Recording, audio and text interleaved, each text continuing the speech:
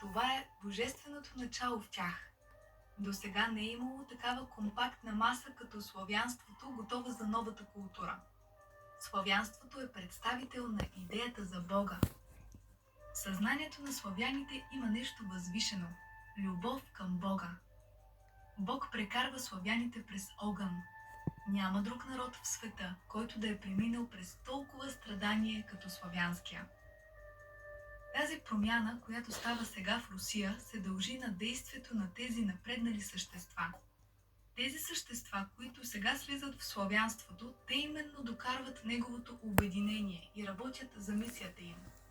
В Русия има пръснати на разни места хора, които работят за духовната наука. Те са адепти, божествени пратеници. В Русия се изработват нови форми на живота за бъдещето. Тя е творческото поле на тези нови форми. Онова, което идеализираме в Русия, това е светлината, която иде от бялата ложа. Българите трябва да се свържат с Русия и с другите народи. Всеки народ трябва да слугува на Господа. Това е новото в света. Славяните преминаха вече своя страшен студ и сега са пред